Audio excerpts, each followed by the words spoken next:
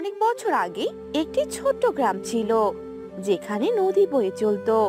গ্রামটির পাশ দিয়ে চলে যাওয়া নদীটি ছিল রহস্যময়, এবং সে পানি ছিল চমৎকার স্বচ্ছ। সে নদীতে দূর দূরান্ত থেকে অনেক মানুষ আসতো মাছ ধরার জন্য। আর সে নদীতে একটি জলপরী থাকতো। তার নাম ছিল মায়া। মায়া দেখতে ছিল ভীষণ সুন্দর। সেই মায়া জলপরীকে যে একবার দেখতো, তার জীবন বদলে যেত। আর সেই গ্রামেই শ্যামল বাস করত। সে ছিল একজন মাঝি। সে ওই নদীতে নৌকা চালাতো আর লোকজনকে এপার থেকে ওপারে পৌঁছে দিত।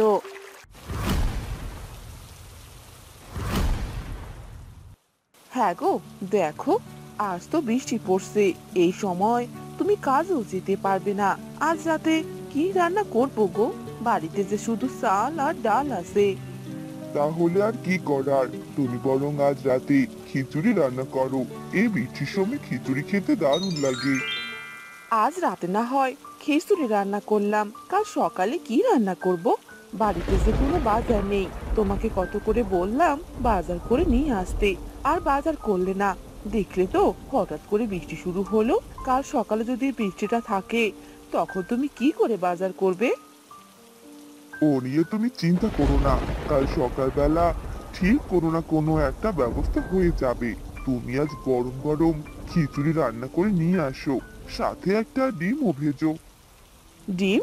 এখন আবার ডিম কোথায় পাবো? ডিম যে ঘরে নেই। আর তুমি কিনা বলছো ডিম ভাজতে? আচ্ছা আচ্ছা, ঠিক আছে। ডিম ছাড়া না হয় খিচুড়ি খেলাম, একটা রাতেরই তো ব্যাপার। এবার তুমি রান্না করে নিয়ে এসো, আর আমায় বৃষ্টি দেখতে দাও। বৃষ্টি দেখতে তো ভালোই লাগে। তোমাদের মতো যাদের কোনো কাজ নেই, তাদের এসব বৃষ্টি দেখতেই ভালো লাগে। কোনো কাজের কথা বললে তো তুমি সেটা ঠিক মতো করোই না। সারাটা দিন শুয়ে বসে থাকো। যদি ভালোভাবে একটা কাজ করতে, তাহলে আমাদের এভাবে দিন কাটাতে হতো না। এ কথা বলে শ্যামলের বউ রান্না করতে চলে যায়।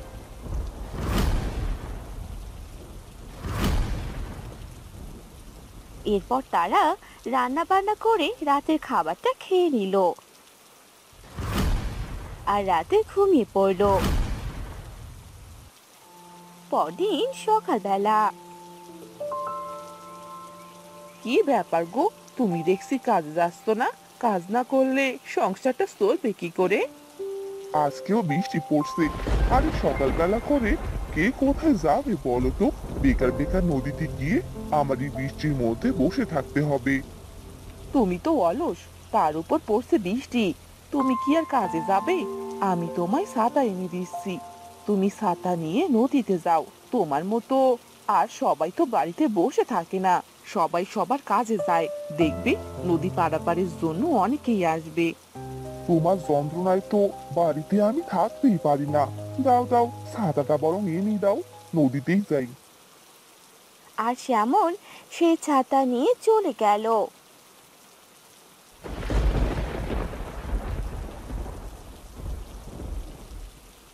আর নৌকায় গিয়ে বসলো। অনেকক্ষণ বসার পরও সে কোনো যাত্রী পেল না। কতবার করে বউকে বললাম যে আজকে কোনো যাত্রী আসবে না, কেউ নদী পারাপারই হবে না। এই বৃষ্টিতে কেউ ঘর থেকে কি বের হয় নাকি? আমার তো বউ কোনো কথাই শুনলো না, আর এই বৃষ্টির মধ্যে আমাকে এভাবে বসে থাকতে হচ্ছে। আজকে সারাটা দিন আমাকে নৌকাতে বসে কাটিয়ে দিতে হবে। এ কথা বলে শ্যামল নদীর পাড়ে বসে থাকতে লাগলো। তখন সেখানে একজন বৃদ্ধ লোক আসে আর শ্যামলকে বলে, আরে বাবা, আমাকে একটু নদীর ওপারে দিয়ে আসবে? আরে চাচা, এই বৃষ্টির সময় ওপারে কি কাজ আছে আপনার? এই বৃষ্টিতে তো কেউ ঘর থেকে বেরই হচ্ছে না, আর আপনি কিনা এই বয়সে নদী পার হতে চাচ্ছেন? দরকারে যাচ্ছি বাবা, আমার মেয়েটা যে অনেক অসুস্থ, মেয়েটাকে দেখতে যেতে হবে। হ্যাঁ হ্যাঁ চাচা, নৌকাতে উঠে পড়ুন। অনেকক্ষণ পর একজন যাত্রী পেলাম। চলুন আপনাকে পৌঁছে দিয়ে আসি। বৃষ্টি তো প্রায় কমে গেছে, এখন আর ছাতা লাগবে না। চলুন চাচা, যাওয়া যাক। একথা বলেই সে বৃদ্ধ লোকটি নৌকাতে উঠে বসে আর শ্যামল নৌকা চালাতে থাকে আর তাকে ওপারে পৌঁছে দেয়।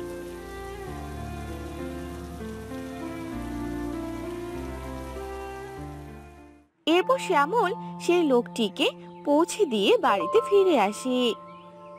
কি ব্যাপার গো, এত তাড়াতাড়ি বাড়িতে চলে এলে? যাও হাত মুখ ধুয়ে এসো, আমি তোমায় খেতে দিচ্ছি। হ্যাঁ হ্যাঁ গিন্নি, খেতে দাও। খিদে পেয়েছে আমার, আমি এখনই হাত মুখ ধুয়ে আসছি। এরপর শ্যামল হাত মুখ ধুয়ে আসে আর খাবার খেয়ে নেয়।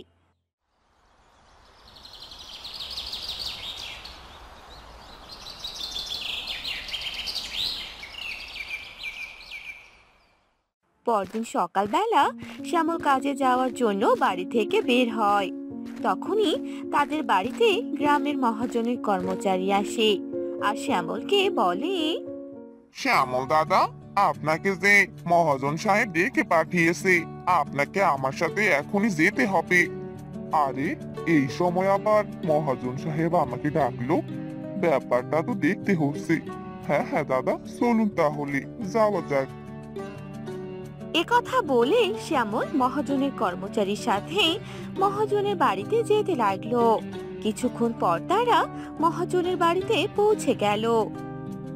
তখন মহাজন শ্যামলকে বলল, হ্যাঁ রে শ্যামল, তোকে ডেকে পাঠিয়েছি কারণ তোকে একটা কাজ করতে হবে। তো নৌকাতে করে আমার কিছু মালামাল ওপারে পৌঁছে দিতে হবে, আর তোর সাথে আমার কর্মচারীও যাবে। আমি তোকে কিছু টাকাও দেব, টাকা নিয়ে তোকে ভাবতে হবে না। তুই কি আমার কাজটা করে দিবি? হ্যাঁ হ্যাঁ মহাজন সাহেব, এটা তো আমার জন্য খুবই ভালো কথা। তাহলে কবে আপনার এই কাজটা করতে হবে আমাকে? কালকে সকালবেলায় মালামালগুলো পৌঁছে দিয়ে আসবি। আচ্ছা মহাজন সাহেব, ঠিক আছে, আমি তাহলে এবার আসি। একথা বলে শ্যামল সেখান থেকে সে নদীর পাড়ে চলে যায়। নদীতে বসে থাকে আর যখন কোনো যাত্রী পায় তখন সে নদী পারাপার করে দেয়। পরদিন সকালবেলা শ্যামল ঘাটে বসেছিল। তখন মহাজনের কর্মচারী অনেক মালামাল নিয়ে আসে আর সেগুলো নৌকাতে উঠিয়ে রাখে। সব মালামাল যখন উঠানো শেষ হয় তখন তারা রওনা দেয় আর যেতে যেতে তারা দুজন কথা বলতে থাকে। আরে কি দাদা, এই সারাদিন নৌকা চালিয়ে আর কত টাকা রোজগার করো? এই টাকা দিয়ে কি আর সংসারটা চলে তোমার? ওই চলে আর কি। আমি তো আবার দাদা অনেক অলস, ঠিক মতো কাজ করতেই চাই না। কাজও করতেও ভালো লাগে না, নৌকাটাই চালাই। বাড়িতে বসে থাকলে গিন্নি অনেক চেঁচামেচি করে। তার চেয়ে বরং এই নৌকা চালাটাই সহজ, তাই না দাদা? তা তুমি ঠিকই বলেছো দাদা, তোমার মাথায় তো দেখছি বেশ বুদ্ধি। অলস মানুষের মাথায় বুদ্ধি বেশি থাকে, আর তোমার মাথায় বুদ্ধিগুলো তো সারাদিন ঘুর ঘুর করছে। তা তুমি ঠিকই বলেছো, তবে এই বুদ্ধিটা যদি ভালো কাজে ব্যবহার করতাম তাহলে ভালোই হতো। হ্যাঁ বেশ তো বেশ, তাহলে তুমি তোমার এই মাথার বুদ্ধিটা কাজে লাগাচ্ছ না কেন? মানুষ কত কি করছে, সকাল দুপুর রাত কত কাজ করছে। মানুষ আর এখন বসে নেই। অলসতা করলে কি জীবন চলবে দাদা? কিছু না কিছু তো করতেই হবে। জীবন যে এগিয়ে নিয়ে যেতে হবে। এই দেখো না, আমি মহাজনের বাড়িতে সারাদিন কাজ করার পরেও বাড়িতে আমার একটা ছোট্ট জমিতে সবজি চাষ করেছি। বাজার থেকে সবজি কিনে খেতে হয় না, বাড়ির সবজিগুলো আমি খেতে পারি। এটা কি ভালো নয়, তুমি বলো? আরে তাই তো দাদা, তুমি তো বেশ ভালো কথাই বললে। তুমি বেশ কর্মঠ, তবে আমার কেন জানি কোনো কাজই করতে ভালো লাগে না। তবে আমি চেষ্টা করব ভালো কিছু করা যায় কিনা। মনে হচ্ছে যেতে যেতে সন্ধ্যা হয়ে যাবে, আর আমার বাড়িতে ফিরতে ফিরতে তো রাত হয়ে যেতে পারে। তাড়াতাড়ি এবার নৌকাটা চালাই। হ্যাঁ দাদা, চলো তাহলে। এরপর তারা যেতে লাগলো আর সন্ধ্যা হওয়ার পরপরই তারা সেখানে পৌঁছে গেল। শ্যামল সবগুলো মালামাল নামিয়ে দিল। তারপর শ্যামল আবার বাড়ির দিকে ফিরতে লাগলো। রাত হয়ে যেতে লাগলো। রাত তখন অনেক গভীর, চারদিকে শুধু নদীর স্রোত। শ্যামল নিজেকে ছাড়া আর কাউকেই দেখতে পাচ্ছিল না। তখনই হঠাৎ করে শ্যামল একটি জলপরীকে দেখতে পেল।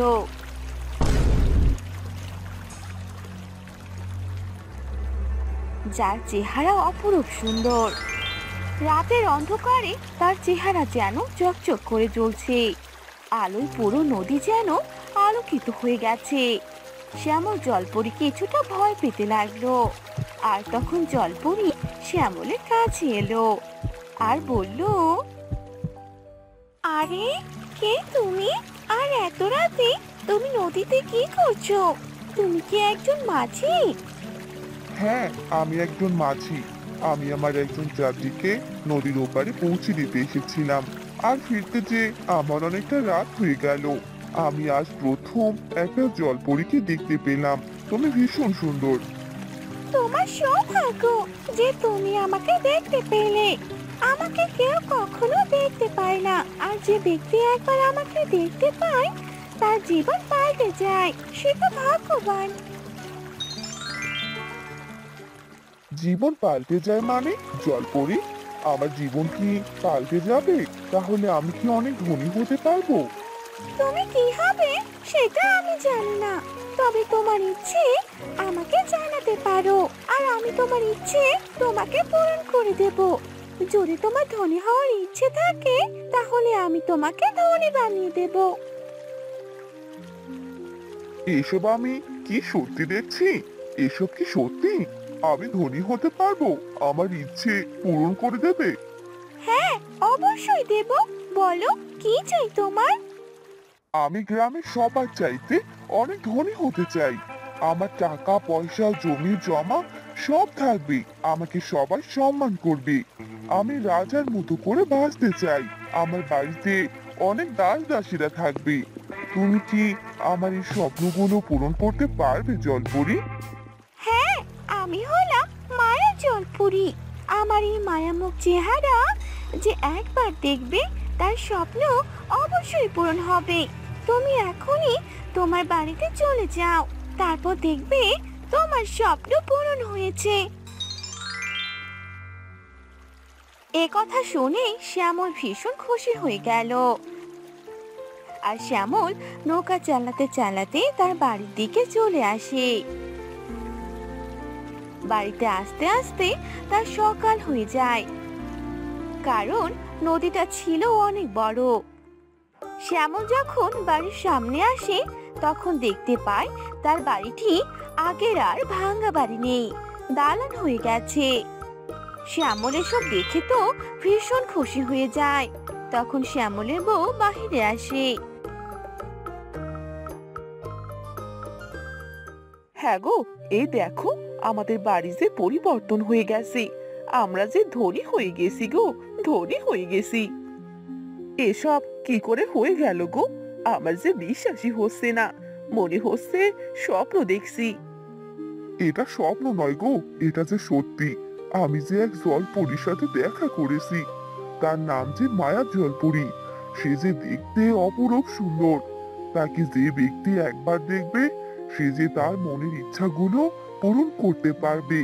আর দেখো আমার ভাগ্য কত ভালো। আমি যে তার দেখা পেয়ে গেলাম। আর এখন থেকে আমরা তো অনেক ধনী হয়ে গেছি। সেটাই তো দেখছি গো, আমার যে কি আনন্দ লাগছে আমি তোমায় বলে বোঝাতে পারবো না।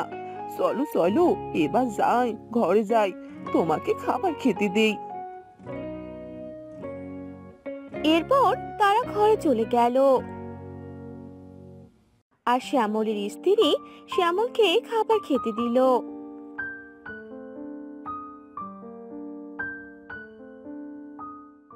হ্যাঁ গো, আমি বলি কি, তুমি বরং আরো একবার ওই জলপরীর সাথে দেখা করো। তাকে গিয়ে আবারও ইচ্ছের কথা বলো যে আমরা আরো ধনী হতে চাই, রাজা রানী হতে চাই। তাহলে দেখবে ওই জলপরী তোমার আবারও ইচ্ছেগুলো পূরণ করে দেবে।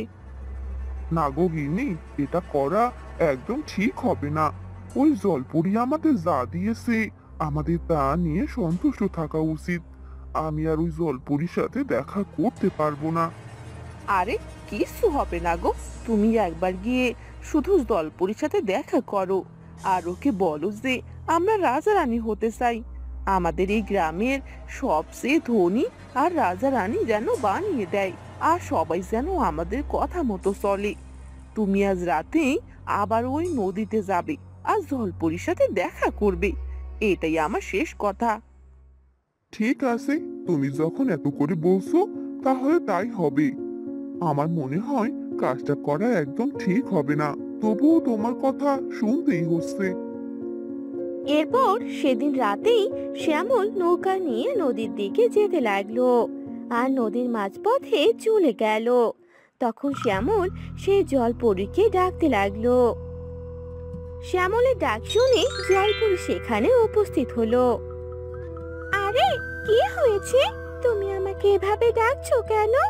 আরে তুমি তো সেই মানুষ না যার সাথে আমার কদিন আগে দেখা হয়েছে। আমি তো তোমার স্বপ্নগুলো পূরণ করে দিয়েছি, তাহলে তুমি আমাকে এভাবে ডাকছো কেন? হ্যাঁ জলপরি, তুমি আমার স্বপ্নগুলো পূরণ করে দিয়েছো। তবে আমার গিন্নি বলছিল যে এই গ্রামের রানী হতে চায়। তুমি কি আমাদের এই স্বপ্নটাও পূরণ করবে? তুমি একজন মাছি ছিলে, আর আমি কিনা তোমাকে মাছি থেকে অনেক বড় ধনী করে দিয়েছি। আর তুমি কিনা এখন রাজা রানী হওয়ার জন্য আমার কাছে এসেছো।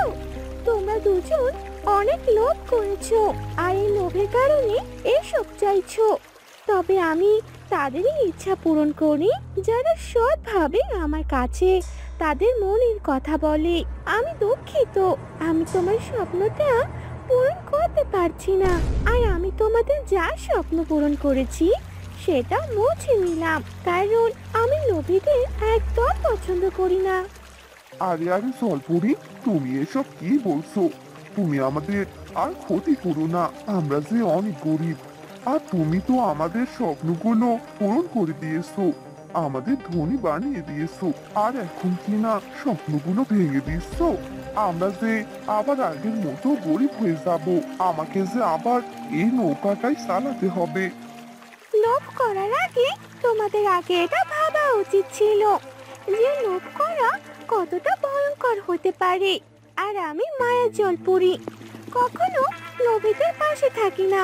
এবার তুমি তোমার বাড়িতে ফিরে যাও। না না জলপরি, আমাদের ক্ষতি করো না, আমাদের তুমি ক্ষমা করে দাও। আমরা আর কখনো লোভ করব না। কিন্তু মায়া জলপরি তাদের কোনো কথা না শুনে জলের নিচে চলে যায়। লোভী শ্যামল সেখান থেকে নিরাশ হয়ে বাড়ির দিকে চলে আসে। আস্তে আস্তে সকাল হয়ে যায়। সকালে বাড়িতে এসে দেখতে পায় তাদের বাড়িটি সেই আগের বাড়িতে রূপান্তরিত হয়েছে, আর শ্যামলের বউ ঘরের সামনে বসে কান্নাকাটি করছে।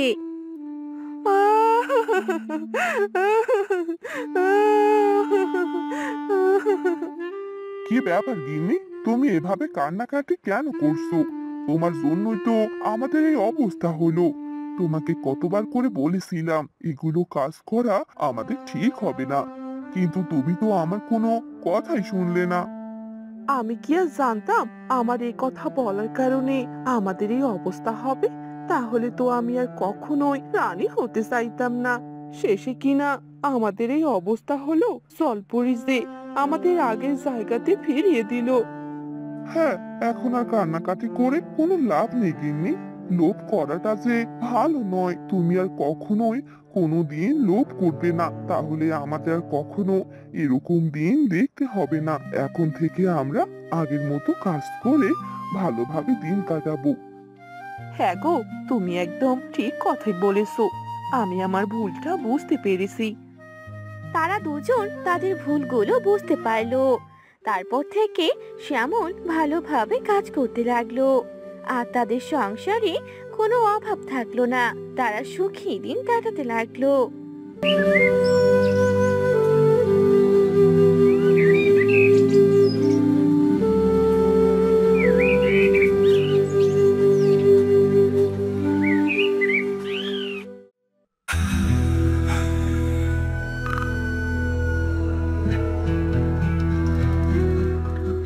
আমার বাড়িতে তো 4 জন কর্মচারী আছে। এই 4 জনকে প্রতি মাসে টাকা দিতে গেলে তো আমার অর্ধেক টাকা শেষ হয়ে যায়। এক কাজ করি, আমার বাড়িতে তো 4 জন কর্মচারী আছে, 4 জন থেকে 2 জন কর্মচারীকে বাদ দিয়ে দেই, আর 2 জন কর্মচারী আমার সব কাজ করে দেবে।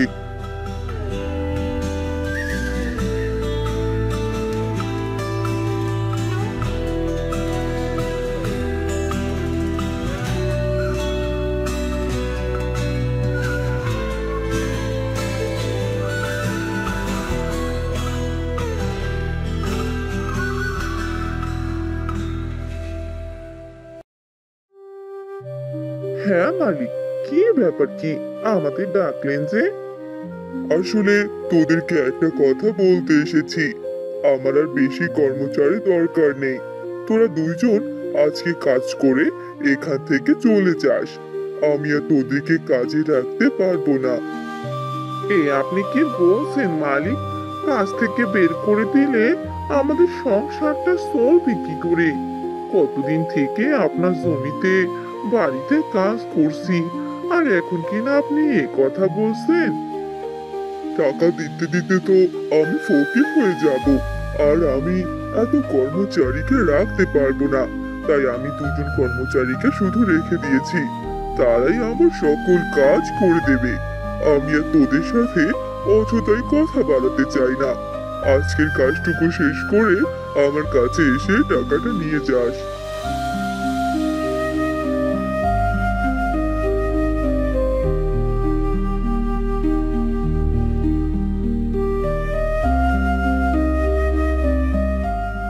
এসব কি বলে গেল মালিক? এখন কি হবে দাদা? এত ধন, এত টাকা পয়সা থাকা সত্ত্বেও এই 4 জন কর্মচারীকে টাকা দিতে নাকি ওনার টাকা শেষ হয়ে যায়। এরকম লোভী মানুষকে তো আমি আর কখনোই দেখিনি। কি আর করবো রে? এখন যদি নিজের একটা জমি থাকতো তাহলে আর এত কষ্ট করতে হতো না। নিজের জমিতে চাষাবাদ করে সংসারটা ভালো করে চলেছে। তো নিজের জমি নেই, তাই অন্যের জমিতে কাজ করে সংসারটা চালাতে হয়। এখন যদি এটাও না থাকে তাহলে আর কি হবে? এখন আর এসব কথা বলে কোনো লাভ নেই দাদা। যা হবার তা তো হয়ে গেল। চলো আজকের কাজটা করে টাকা নিয়ে বাড়িতে চলে যাই।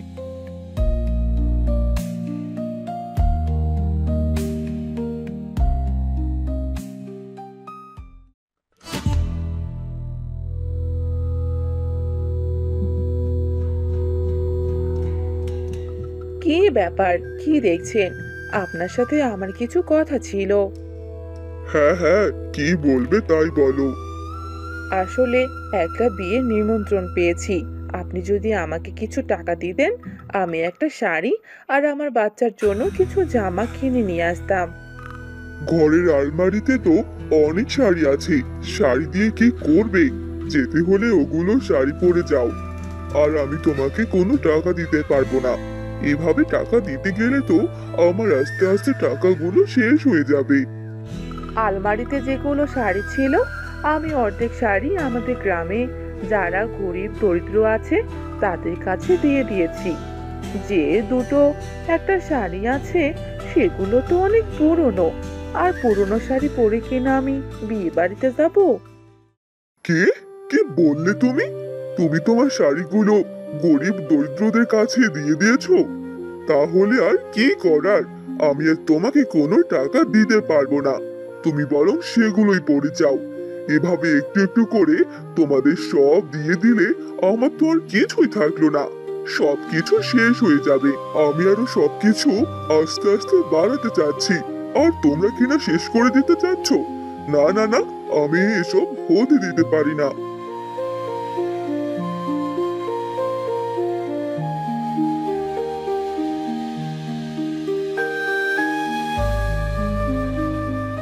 আরে বাহ, এই জঙ্গলটা তো বেশ বড়। আগে তো আমি জঙ্গলটা দেখিনি।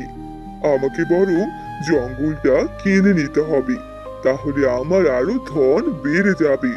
পরে না হয় জঙ্গলটা কেটে আমি অন্য কিছু তৈরি করব।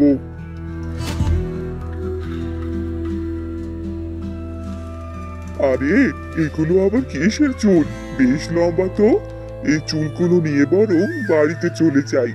আমার মেয়ে চুলগুলো দেখতে পেলে খুব খুশি হবে, আর এই চুলগুলো দিয়ে খেলা করতে পারবে।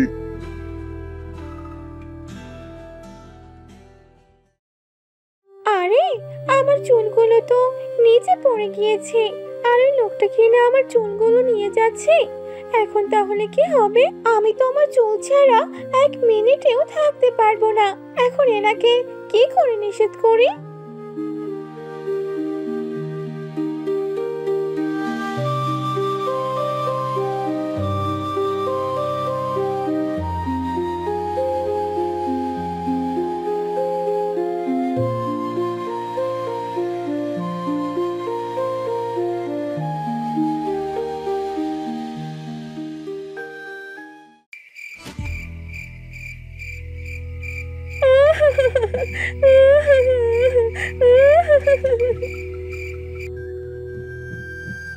আরে আরে আরে, এ কে এভাবে কান্না করছে? আমার মেয়ে কোথায়? মেয়ে কান্না করছে কিনা দেখে আসি তো।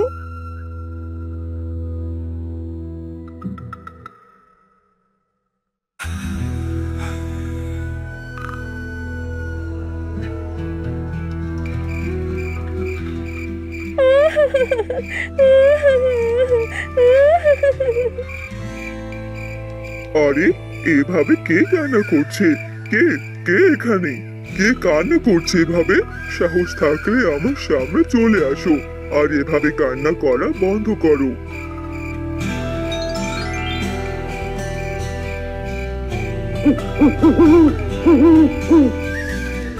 এ কি পরি? আমার বাড়িতে পরি, আর পরি কিনা কান্না করছে? হ্যাঁ, আমি পড়ি, আর আমি কান্না করছি কারণ তুমি আমার চুল জঙ্গল থেকে নিয়ে এসেছো, যার কারণে আমি 2 দিন থেকে মাথায় চুল লাগাতে পারছি না।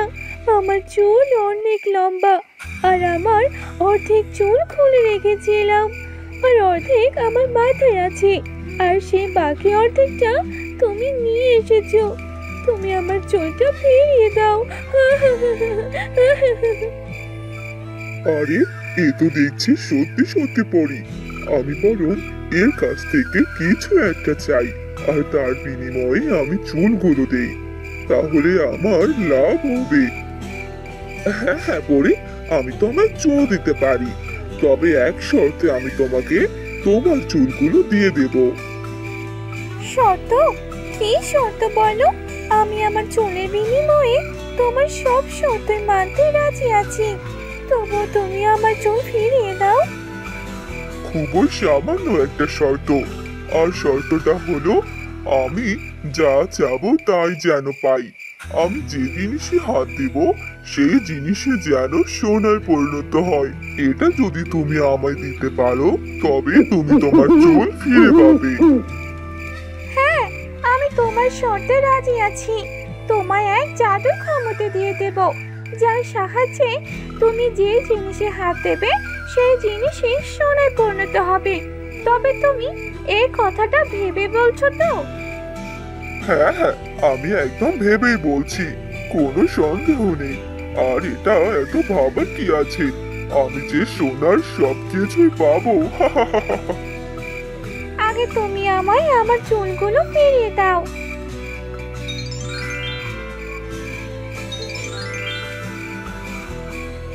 ঠিক আছে, আমি তোমায় এই জাদুর ক্ষমতাটা দিয়ে দিলাম। এখন থেকে তুমি যে জিনিসে হাত দেবে সেই জিনিস সোনায় পরিণত হবে।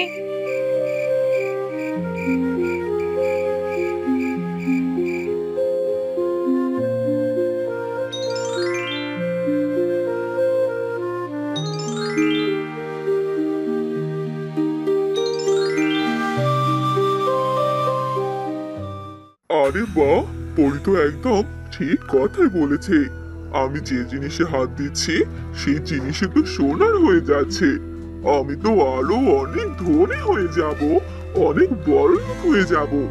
এই গ্রামে সবচেয়ে ধনী আমি হব, আমি।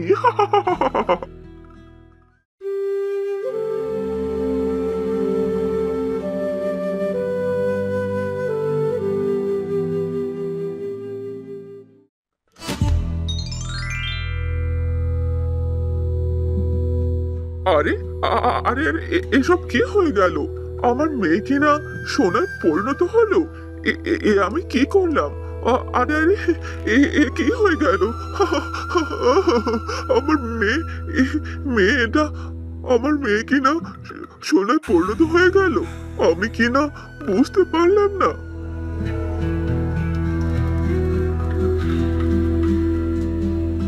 আরে আরে, একে কাণ্ড ঘটেছে। আমার মেয়ে কিনা সোনায় পরিণত হয়েছে। আপনি কি করলেন আমার মেয়ের সাথে? না না, আমি কিছু করিনি। আমার সামনে এসো না, আমাকে ছুঁয়ো না। আমাকে ছুলে যে তুমিও সোনায় পরিণত হয়ে যাবে। আপনি কি আজে বাজে কথা বলছেন? আপনার হাতে কি কোনো জাদু আছে নাকি যে ছুলে মানুষ সোনায় পরিণত হয়ে যায়? তা নয় তো কি, দেখতে পাচ্ছ না আমার মেয়েটা যে সোনায় পরিণত হয়েছে। আমি কি কাজ করে ফেললাম? পরে কাছে কিনা এ শর্ত চেয়ে নিলাম। আমি যে আগে ভালোভাবে বুঝে দেখিনি যে এরকম শর্ত নিয়ে আমার যে এত বড় ক্ষতি হতে পারে। না না না, পরে কাছে যে আমাকে যেতে হবে। পরি? এখানে আবার পরি এলো কোথা থেকে? আমি যে কিছুই বুঝতে পারছি না। আপনি আমাকে সব কিছু খুলে বলুন।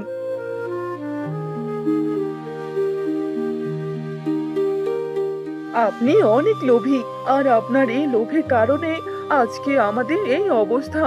দেখলেন তো মেয়েটার কি অবস্থা হয়ে গেল। আপনি এখনই পরীর কাছে যান আর আপনার ভুলটা স্বীকার করুন। পরি নিশ্চয়ই আপনাকে সাহায্য করবে।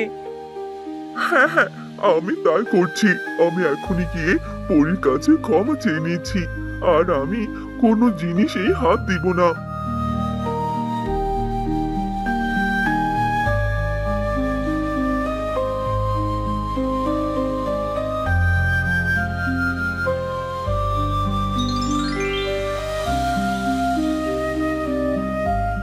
আরে কি হয়েছে কি? তুমি আমাকে এভাবে ডাকছো কেন? আমি তোমাকে কোনোভাবে সাহায্য করতে পারবো না। আমি বুঝতে পারছি তুমি আমার কাছে কেন এসেছো। তবে আমি তোমাকে আগে বলেছিলাম এই সিদ্ধান্ত নেওয়ার আগে একটু ভেবে দেখো। তবে তুমি সবকিছু ভেবে আমার কাছে এই ইচ্ছাটা পূরণ করতে চেয়েছো, আর আমি তোমার শর্ত রাজি হয়েছি। তবে এখন আর কিছুই করার নেই। এভাবে বলো না পরি। তুমি আমার বিপদ থেকে রক্ষা না করলে যে আমি আমার মেয়েকে আর আগের চেহারা ফিরে পাবো না। আমার মেয়ে যে সোনায় পরিণত হয়ে গেছে। তুমি আমার মেয়েকে মুক্ত করে দাও পরি। আমার ভুলটা আমি বুঝতে পেরেছি। আমি আমার লোভের কারণে এরকম কাজ করেছি। আমি তোমাকে কথা দিচ্ছি আজকের পর থেকে আর কখনো কোনো লোভ করব না। ঠিক আছে, তুমি যেহেতু এত করে বলছো, আমি তোমায় ঠিক আগের জায়গাতে ফিরিয়ে দিচ্ছি আর সেই শর্তটা মুছে নিলাম। এরপর থেকে আর কখনো এরকম হবে না। তুমি যদি কোনো জিনিস ছুঁয়ে ফেলো সেটা আর কখনো সোনায় পরিণত হবে না। আমার এই অভিশাপ থেকে আমি তোমাকে মুক্ত করে দিলাম। অন্যের ক্ষতি করে তুমি যাই করতে চাবে সেটাই তোমার অভিশাপে পরিণত হবে। তবে আজ থেকে তুমি আমার অভিশাপ থেকে মুক্ত।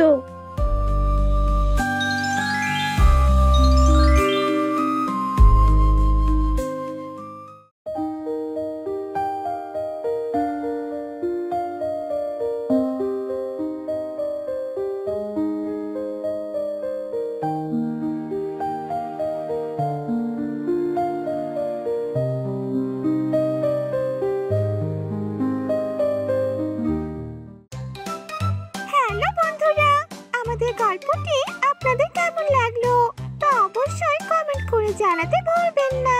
এমন আরো মজার মজার গল্প দেখতে চ্যানেলটি সাবস্ক্রাইব করে সাথে থাকুন।